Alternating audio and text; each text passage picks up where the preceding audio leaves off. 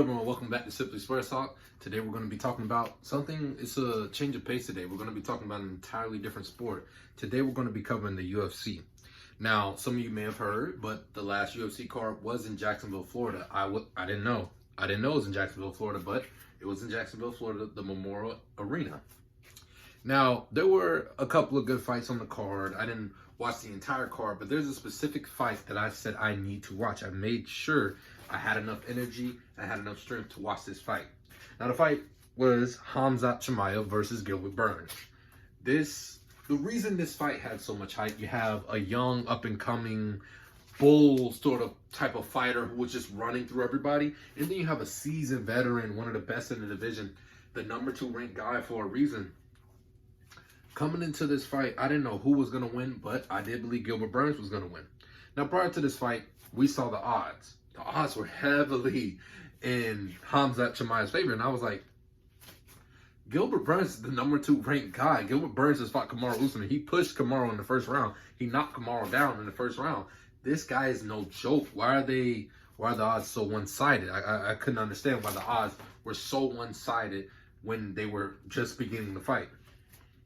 Now, coming into this fight, I didn't believe so, but a few people that I heard believed that he was going to bull rush through Gilbert Burns and it would be an easy fight. And I was thinking, guys, do you not know who Gilbert Burns is? He's one of the best 170s in the world. He's a black belt jiu-jitsu guy. Like, this guy is a monster to fight. Good on the feet, excellent on the ground, good all around, just a really solid fighter.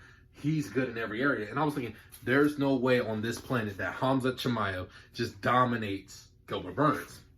And I was correct. However, Khamzat Chimaev did win the fight, but he didn't dominate. They said this is the most Khamzat Chimaev has been pushed, tested, and I would agree with that statement. As in the first round, Khamzat Chimaev and Gilbert Burns were trading, back and forth trading. And I would say Gilbert Burns was putting in good work. To describe the feeling, even the announcers shared my opinion, to describe the feeling, my heart was racing. I had major anxiety. I didn't know who was going to win. I didn't know how this was going to go. I didn't know if Khamzat was going to dominate. I didn't know if Gilbert was going to dominate. Keep in mind, folks, Khamzat Chimaev had up until this point never fought a guy in the top 5. So we were going to see, will Khamzat be dominant or will Khamzat just be clearly outclassed? Coming into this fight, Khamzat Chimaev was 27 years old. Gilbert Burns is 27, and Gilbert Burns is 35. So you do have to equate the age difference, the experience. I mean, Kamaru Usman is the champion, and Gilbert Burns has fought Kamaru Usman. So that experience that Khamzat Chimaev lacks, I was thinking maybe Khamzat Chimaev would put up a fight, but I did think Gilbert Burns would come out with the win.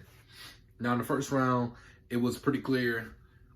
It was pretty clear that Gilbert Burns lost that round. I would say most UFC fans would give that round to Khamzat Chimaev. It was kind of just a testing round as they were both on the feet. I believe Gilbert Burns got knocked down in that round. Yes, he got knocked down in the first round. Yes. It was pretty bad too. Gilbert Burns got knocked down. He was kind of dazed. He had his arm up. Like, it was pretty bad.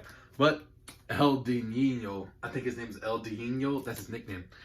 Gilbert Burns was able to recover after getting knocked down. People thought the fight was over, but I was thinking there's no way Khamzat Chimaev finishes him in the first round that easy. But he didn't. So Khamzat Chimaev tried to end the fight, but Gilbert Burns fought back, and he was able to stay. He stayed on the ground and waited for Khamzat to come get him, but he eventually got up. The refs put him up. So in the first round, I would say Khamzat Chimaev pretty convincingly won. He got a knockdown. He got a few takedowns. He was better on the feet. Gilbert Burns in the second round came out on a vengeance. Gilbert Burns in the second round was hitting Khamzat. At the end of the round, he knocked him down. I noticed the UFC on the website did not give him the knockdown, but at the end of the round, Khamzat did get knocked down. Even Joe Rogan acknowledged him getting knocked down. But they didn't acknowledge that he got knocked down on the official report, but he was knocked down. But Gilbert Burns very convincingly won the second round. I wouldn't say it was a 10-8. I would not say it was a 10-8, but it was definitely a 10-9 in Gilbert's favor. So going into the final round, it was more of a who wants it? Now, going into this final round, I was thinking the experience, him being a veteran, he's going to win this fight. He's going to know how to close the fight effectively. Because Khamzat Chimaev lost the momentum and Gilbert Burns had the momentum going into the third.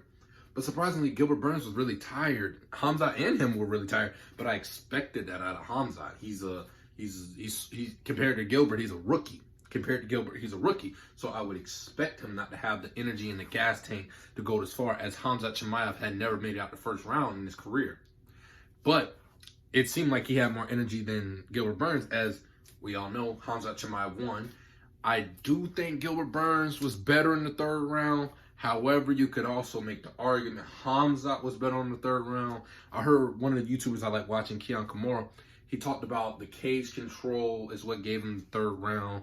And understandable, but I do think Gilbert had the superior shots in the third round.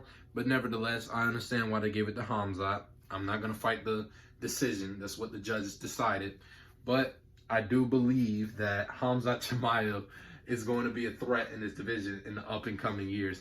I think he will fight Kamaru. I do think he'll lose to Kamaru. But nevertheless, this was an amazing fight. It's up there for Fight of the Year on the UFC. I believe it will go down as one of the Fight of the Year candidates. It might even win. It might. They were talking about a fight that just got inducted into the Hall of Fame between two fighters. And the announcer made a good analogy. He said, this, or not a good analogy, a good statement. He said, this could be a fight that goes in the Hall of Fame.